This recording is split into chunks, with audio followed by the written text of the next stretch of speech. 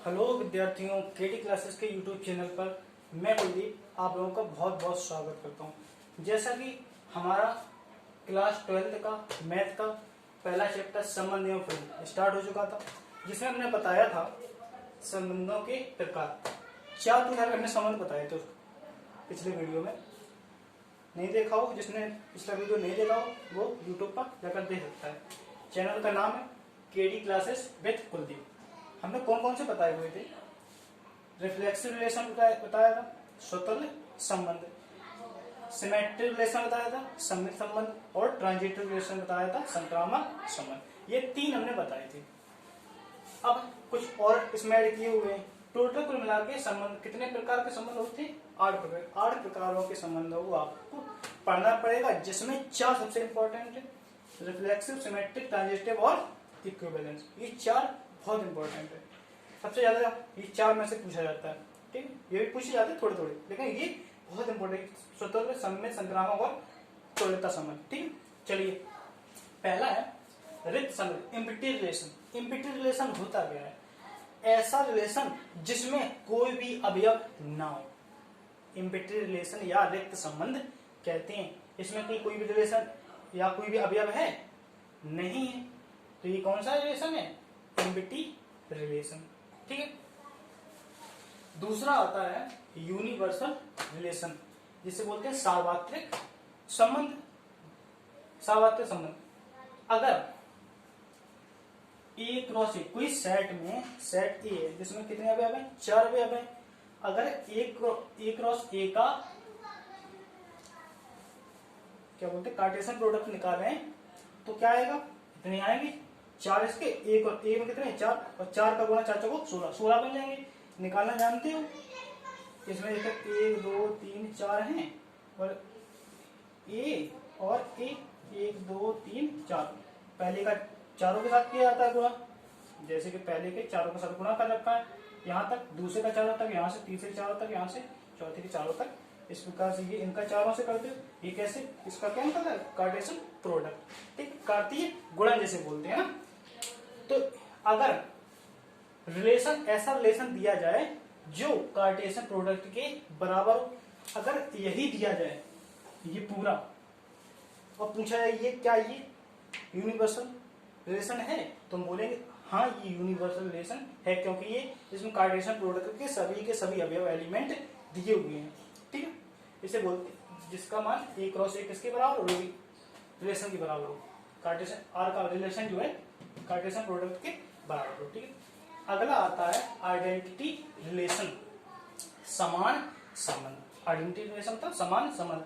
कोई अवयव ए दिया, वो किससे संबंधित होना चाहिए? इससे। और ए कॉमा ए किससे रिलेटेड होना चाहिए? जो संबंध दिया हो उसमें ए और ए होना चाहिए।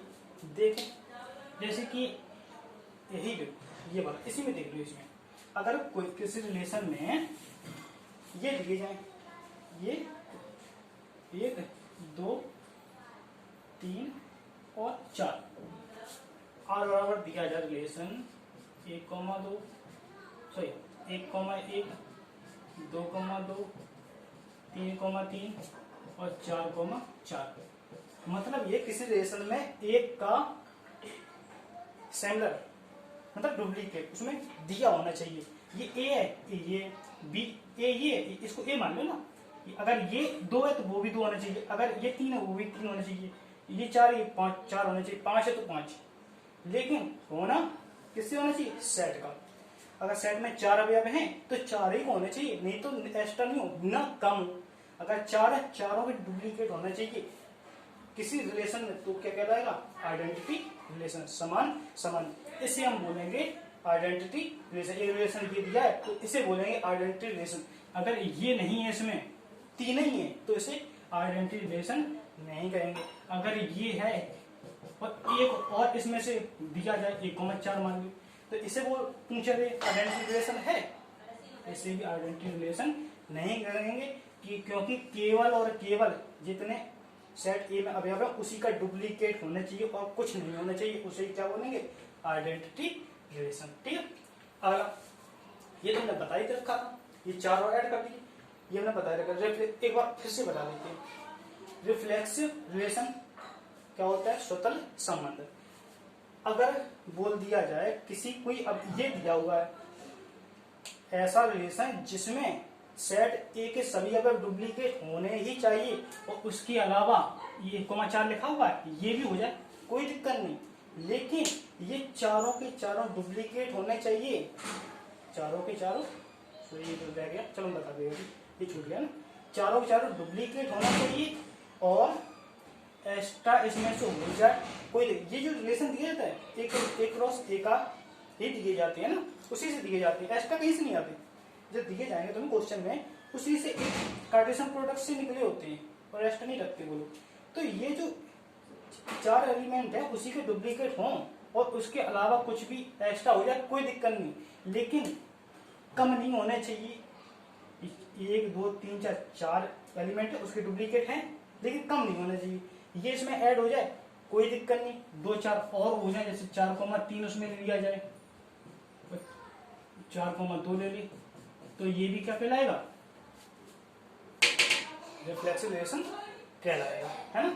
लेकिन इसमें आइडेंटिटी रिलेशन और रिफ्लेक्सिव रिलेशन में बस इतना अंतर होता है, इसमें आइडेंटिटी रिलेशन में केवल जो ये दिए जाएं सेट ए के उसी के डुप्लीकेट हो और कुछ ना हो तो वो आइडेंटिटी रिलेशन है, और रिफ्लेक्सिव में क्या है, इसी के डुप्लीकेट होने दोनों में, पर इसमें एक्स्ट्रा नहीं होना चाहिए, इसमें एक्स्ट्रा हो जाए कोई दिक्कत नहीं, पर इतना है कम नहीं होना चाहिए, ठीक है, दोनों में कम ना हो डुप्लीकेट सभी के सभी, लेकिन इसमें एक्स्ट्रा नहीं होगा, इसमें एक्स्ट्रा हो सकता है, ठीक, ये भी हो गया। अच्छा, इनवर्स रिलेशन और देख लो, इनवर्स रिलेशन क्या होता है ना, कौन सा इनवर्स रिलेशन, इनवर्स व्युत्क्रम संबंध, इनवर्स रिलेशन, जैसे भी कोई दिया जाए रिलेशन दिया जाए 1,2 3,2 4,2, ये कोई रिलेशन है, इस पूछा है इसका इनवर्स रिलेशन क्या होगा, तो इनवर्स रिलेशन हो जाएगा, देखो इनवर्स मतलब उल्टा, तो मतलब 2 पहले, मतलब एक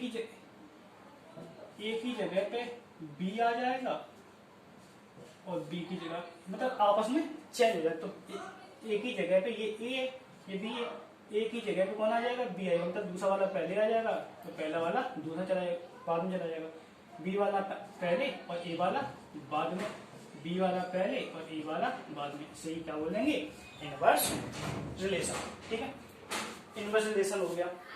उसके बाद है सममित संबंध, ऐसा रिलेशन, कौन सा, सिमेट्रिक रिलेशन, सममित संबंध, ऐसा रिलेशन दिया जाए जिसमें अपोजिट व्युत्क्रम, जैसे व्युत्क्रम है ए का बी में बी का ए में, ठीक है, वैसे ही जैसे एक रिलेशन दिया जाए, जैसा इसमें दिया जाए 1,2 2,1 3,1 1,3, इसे देखो अगर पहले में एलिमेंट 1,2 है तो आगे दूसरे में 2,1 होना ही चाहिए, डुप्लीकेट होना चाहिए, मतलब व्युत्क्रम इनवर्स होने चाहिए, अगर 1,2 है तो 2,1 होना चाहिए उसमें, अगर 3,1 है तो 1,3 होना चाहिए, मतलब अपोजिट होना चाहिए।